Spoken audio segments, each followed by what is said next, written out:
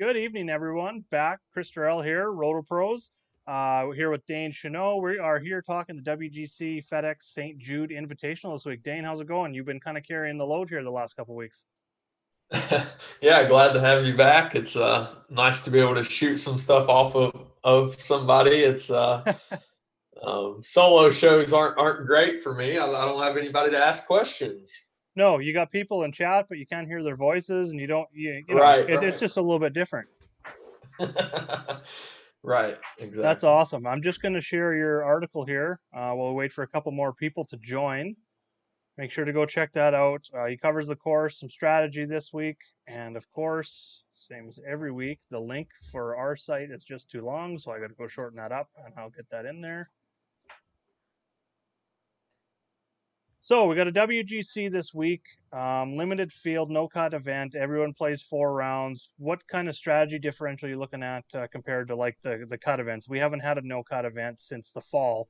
So what kind of, or since the Tournament of Champions in January. So what kind of strategies are you looking at this week? First off.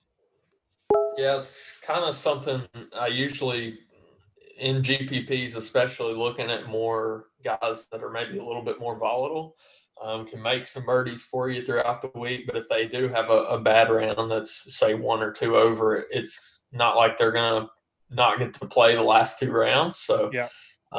at that point, they can still score for you the last couple rounds, and one not so great round's not going to kill you. Um, so definitely looking at guys that are a little bit more volatile. It's kind of tough because we have a lot less field. So I think ownership will actually be spread out. It looks like this week, nobody getting just heavy chalk. So spread across 70 guys. That's kind of interesting. Usually we see some heavy chalk guys get when you get a small field like this, especially the value plays.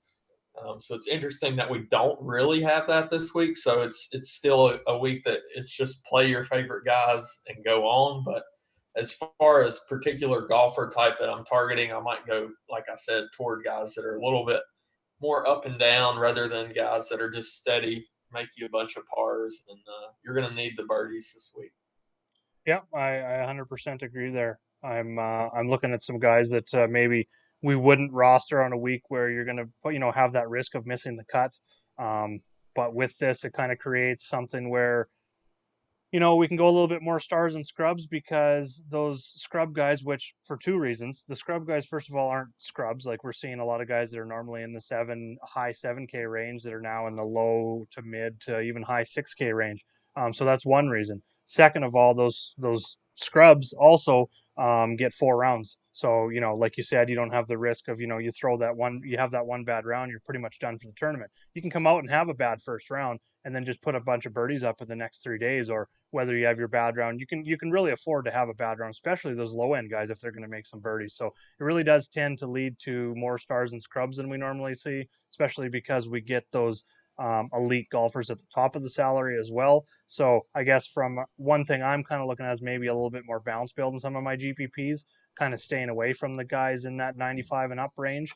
But like you said, the ownership with all those guys, I don't see anyone that's really standing out in terms of projected ownership. I'm looking at FanShare right now. I was looking at Fantasy National earlier, and yeah, there was no one player that's just in any range really that stands out. There's like two or three, sometimes even four in every range that are going to be right around that 15 to 20%. I think that's really where we're at in GPP. I don't think we're going to see a 25 to 30% guy by any means.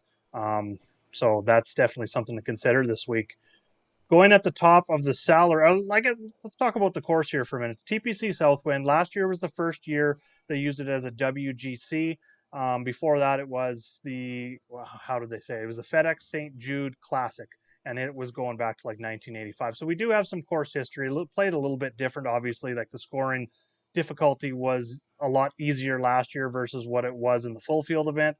A lot of that can be correlated, obviously, to the field strength and the lack of a full field. So, what kind of stats are you looking at in your model this week? Yeah, so kind of like I mentioned in my article, a lot of what I'm looking at is going to be since the restart. It's kind of been nice to be able to get some recent form in there this week. So as far as specific stats I'm looking at, strokes gained, ball striking, and approach are always important. Par 4 scoring is a lot. It's always important because that's the majority of the holes. But this week there's only 2 par 5s, par 70 course, and the toughest holes on the course do fall between that 450 and 500 range. So I put par 4 scoring and then put a small portion to specifically par 4, 450 to 500. Really just opportunities gained to bring in that scoring aspect, and then I'm just looking at overall game as well, just kind of how they've been playing recently, putting, everything. I just want a guy that's in good form, not really searching for anything this week, and can just go out there and play. Yeah, I'm with you on that model. I guess I got a birdie or better is probably, like you said, opportunities and birdie or better are going to be just a tick higher, just because it is a no cut event, and it kind of playing a little bit, I guess you could say, not quite like a showdown, but we're looking more for birdies, just because we don't have to worry about that cut made percentage or anything like that. You really need those guys, like, if to win a GPP, sneaking through a cut sometimes in those full field events, that will sometimes get you up there at the top. This week, you pretty much need all of your guys to, put down a bunch of birdies. One guy getting a bunch of pars and bogeys can definitely kill you. But in terms of the stats, I agree with you. The par 4s, with the par 70 as well. The other thing that really started, just strokes gained approach, and then the 150 to 175 and 175 to 200 range for me. And then something else I did this week, in terms of looking at since the return, I've got that on the sheet. And then something else I added was a sheet that you can get in chat as well, looking at no cut event. It's a database going back to the start of the 2017-18 season, 20 events, all the golfers in the field and how they performed in these no cut events in terms of finish and DK position. So definitely go check that out as well. So jumping right in, let's just go even 9K and up. We'll just split the field kind of like in 3 sections here. So kind of in that top tier, who's going to be your core guys this week? Yeah, so kind of like you mentioned with a balanced field, I mean, that's kind of where I was leaning to start the week, and I think that's where I'm kind of staying. But I will say it's more of a balanced stars and scrubs build, if that makes any sense, because you can jam in a lot of these guys, and then because it is a no cut and everybody's going to get 4 rounds, you can play a bunch of the 9 and 8K guys and then drop down into the 6K range if you need to, or low 7s, whatever it may be. But my favorite play in the 9K and up range is going to be Xander this week. He was one of the top 2, him and JT, for the no cut events in that by far model that you posted. And I kind of expected that just because of the way, I mean, he won the Tournament of Champions, or was right there at the top, I think, this year. Was it JT that won it? Yeah. He's won it in the past. Xander, I think, won it last year, but he wins a lot of these WGCs, plays really well in them. He's playing really well right now. He pops top. I think he's 4th in my model this week. So Xander is definitely my favorite play, 9K and up. If I was going to the very top, it would be JT. Just like the way he's playing. He was 12th here a year ago. Does have a new caddy on the bag this week. Bones is back for him, but this week and next week, so that'll be interesting to see. As far as other guys in the mid 9K range, that range 94 to 96 group right there is really stands out to me. Hovland, Morikawa, and Berger. Berger won that thing twice. Morikawa. Yeah. Hovland and Morikawa have just been on fire, especially tee to green, since the return. So I can see going either of those places.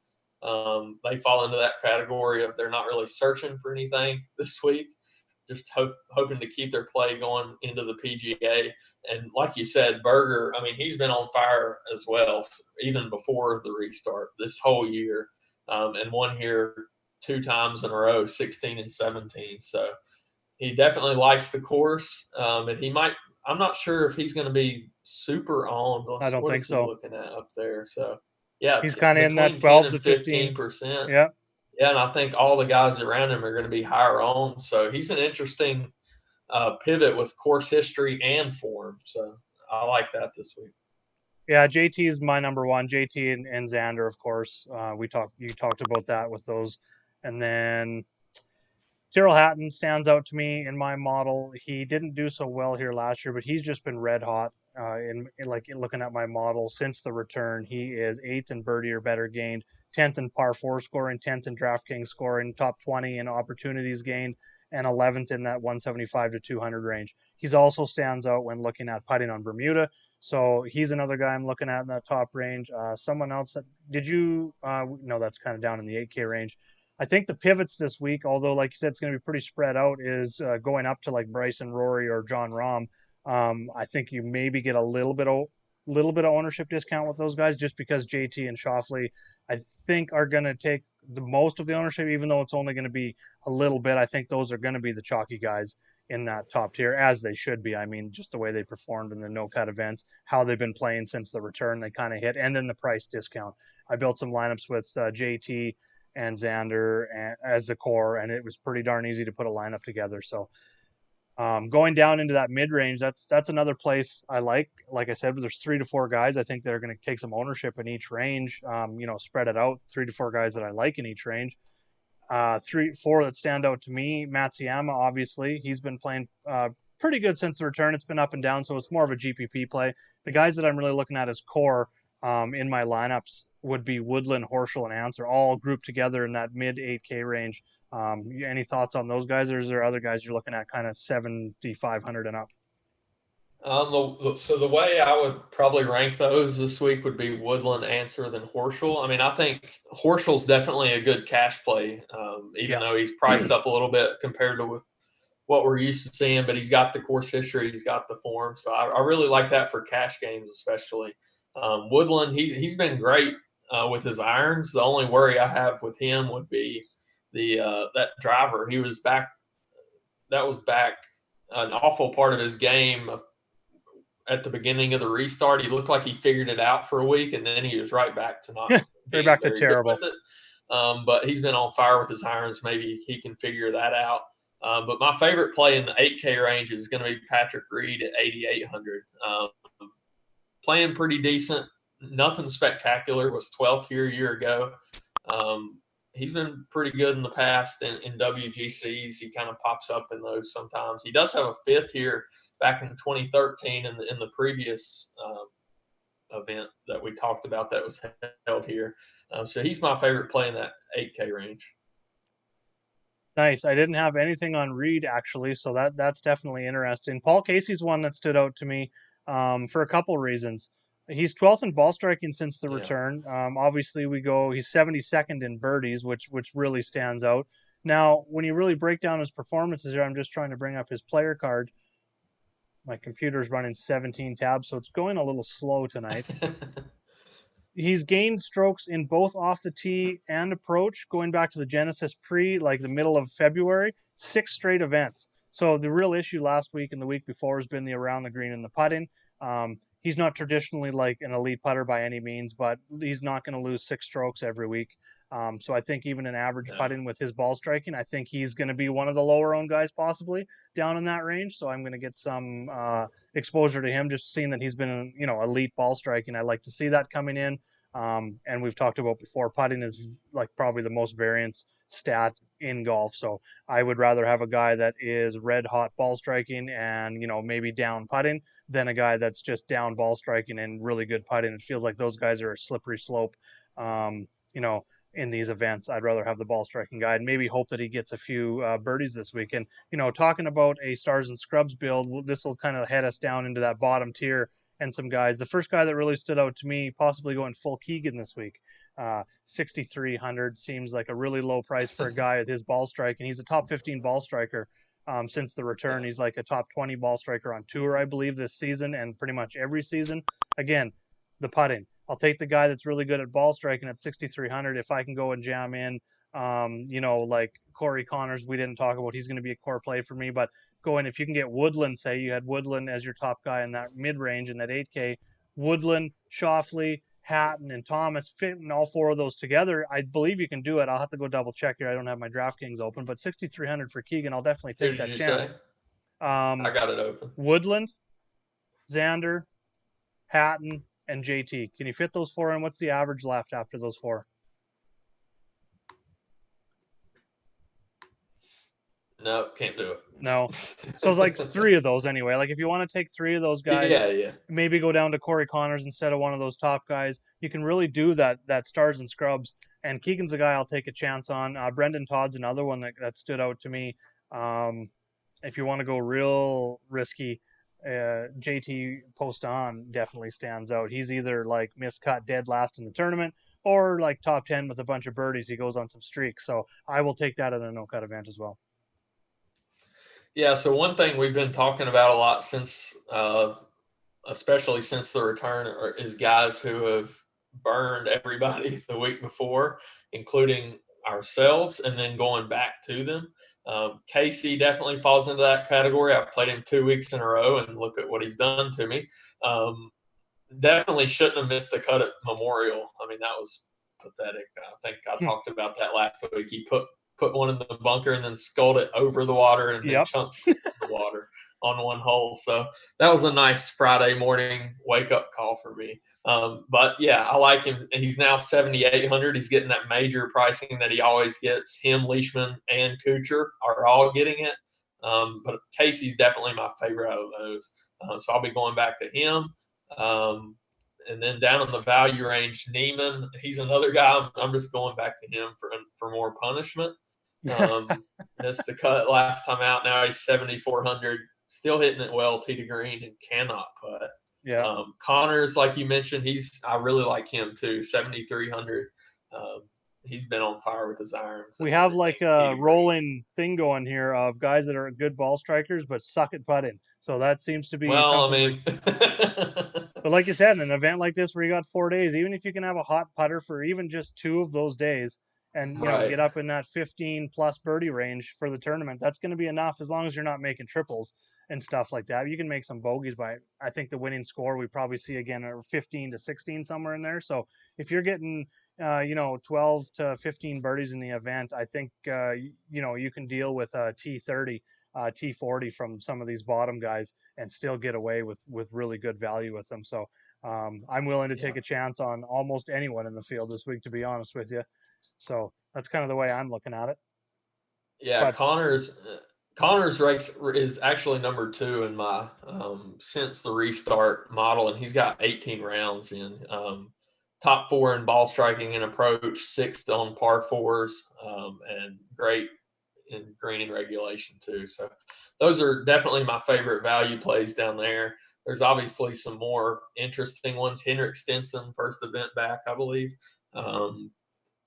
He's been decent here in the past. He gets 4 rounds, but I mean, he is a guy that's probably going to be searching for something, I would think. Yeah. I think he played in that charity event that they've been having today with Hovland. I totally missed that. Darn it. I've seen one shot and he hit it to like 5 feet, but not that means anything going into tomorrow. But we can go ahead and drop down in the really value range if you want. Yeah, Keegan, Brendan Todd, JT Poston are the only guys down there for me. Is there anyone else that really stands out to you? Just kind of keeping that theme of burned everybody. What do you think about going back in GPPs to Eric Van Rooyen?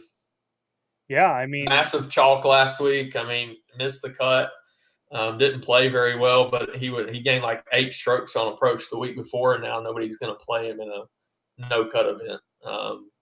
He's one of the guys, like you said, that can get hot for two, maybe 3 rounds with the irons and make a bunch of birdies. The last WGC. I don't mind him. WGC Mexico. True, the WGC Mexico. Yeah, he gained 4 strokes putting and finished on a podium. Yeah, tied for 3rd. Yeah, if he gains 4 strokes putting, you're probably going to be gold. Yeah, so I'm definitely on board. 100%. Yeah, so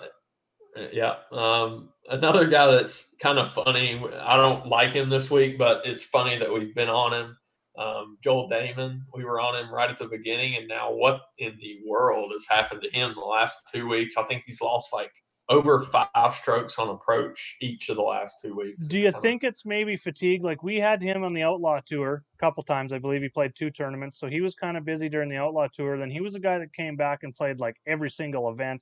Eventually, do you look at this like these guys are getting tired? I mean, it's tough though because you got 3 majors coming up. You got the PGA Tour playoffs coming up, and like the season's ending right away. Then obviously starting right back up again.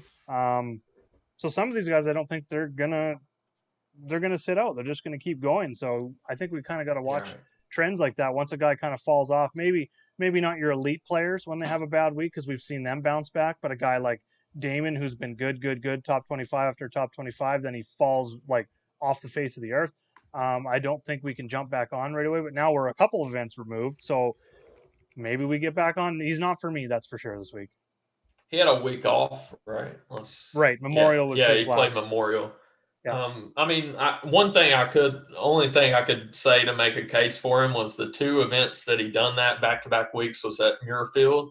True. Which is just kind of weird that he was gaining so many strokes on approach, and then he lost 5.5 and 9.5 on approach, which 15 strokes. But I mean, I'm not playing him, but if you want to sprinkle him in a 20 max, I could maybe do that. But the only other guy I'll mention down here, and I do like him as well, is Shane Lowry. It's kind of weird to see him all the way down here. He's not been playing that great, but he, again, gets all 4 rounds. I think he's won a WGC before. Yeah, I don't have that right in front of me right now. So, I mean, really what's been killing him as well has been the putter, so we can keep that going. But the last 2 times out at the Workday and Memorial, he gained 3.8 and 2.4 on approach. Pretty good off the tee as well at Memorial. He missed the cut, but he lost 5 strokes putting in 2 rounds, and did basically the same thing in his first event back at the Charles Schwab in 2 rounds, lost over 5. So, I mean, he's a guy that looks like he's coming around a little bit tee to green, and he's going to figure out that putter eventually. If he's priced like this next week in a major, I would assume he's maybe one of the more popular super values next week as well. Right on. Had a question here. And we haven't talked about him at all, Mark Leishman. Yeah, he's one of the guys that gets that pricing that he gets dropped way down in these type of events. And he was 3rd here a year ago, 7,700. He's been okay since the comeback, nothing spectacular. He's kind of had ups and downs. If you look at his results, but yeah, I mean, he's fine in this type of event. What do you think? Yeah, I'm not there. I'm this week with baseball coming back, NBA starting tomorrow, NHL on Saturday. I've just been too busy on the back end, like with sheets and stuff. So I'm only doing the 3 max, and some cash games this week.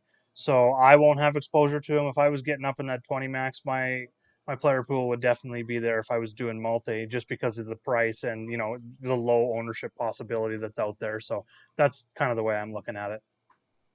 Yeah, I don't think I'll get there either, but yeah, like you said, if I was doing 20 max, I could get there. Last guy that I know we didn't talk about that I wanted to have your thoughts on was Brooks. I don't think I'm playing him this week. I just don't know about his form. I don't know what's exactly wrong, whether it's an injury or whatnot, but I don't think he would be playing if he was injured a week before a major, but who knows with these guys? Well, with these WGCs, all I got to do is tee it up. Tee it up and you're getting paid. Show up, tee it up, get paid, withdraw. So I don't know. I talked about this with someone else earlier in the week, seeing that he lost 5 strokes putting last week. He lost 5 strokes around the green at the Memorial. Back at the Charles Schwab, he lost 5 strokes in approach. It's always just one spot. Now, would you prefer a golfer who's missing one part of his game every week and has a little bit of everything? Or would you rather have a guy that's just missing on everything? Because, the ball striking was there last week, the putting was off. The ball striking was not there the week before, the putting was there. So he just seems he's really searching right now, since, was it knee injury he had? Yeah, it was the knee injury last year. So it just feels like he's still searching since then. And hearing him talk last week, like his knee may never be 100% again, really scares me when you hear that from the actual player. So until we start seeing that big time upside from him again, he can put it all together in 1 week, I'm staying away myself. Yeah, I think I'm staying away this week. Hopefully it doesn't burn me. Next week, he's going to be a topic of conversation just because it's a major. That'll be really interesting depending on what he does this week. Who's your one and done? Yeah, so I need to know before I One make of the you need to know who to fade, right? Let me tell you the wrong guy. Totally. Let's see. Well, I mean, I'm going fairly chalky. He's going to be pretty chalky this week. It's one of the double weeks for the one and done. But the WGC falls into a couple different segments. It goes overall third segment, and it's an event on the major segment as well. So I'm going Xander. I know that's definitely chalky. Okay. You're glad to hear that. So I'm going Xander there. Still kind of thinking about the Barracuda. It's kind of just a toss up, but I'm going to throw leaning darts. Sam Burns. Maybe he'll be chalky as well. I don't know. But him, Cam Davis, and Schwab have all played really well last week. So those are the three I'm thinking between. Right now, I lean Burns, and I'm definitely going Xander at the WGC. Ooh, Burns. I kind of like that, I think. I haven't even looked at the Barracuda field yet, which I checked early in the week to see if DK was doing contests. They said they weren't doing contests, so I didn't put a sheet together. Which kind of sucks, right? Yeah, I thought, it's how easy is that scoring? Literally showdown scoring. It can't get any easier for them, but whatever. So not 100% there. Either going Hatton or JT. I'm not 100% if I burn JT yet, but that's kind of where my head's at this week. So, excuse me. I have burned JT, so I won't be going there. So you don't have my bad mojo if I ended up changing. So this is sounding good. You're confirming my picks here. This is great. All right. Well, that pretty much covers everything for us this week. We're going to go build some lineups. Our skeletons will be posted in the RotoPros lineup channel later tonight. We're both in chat as well if you've got questions. We're on Twitter. I'm at Jaeger_bombs9. What's your handle? Red Stag 007. Boom. There you go, everyone. Let's go build some lineups, get some green screens. We will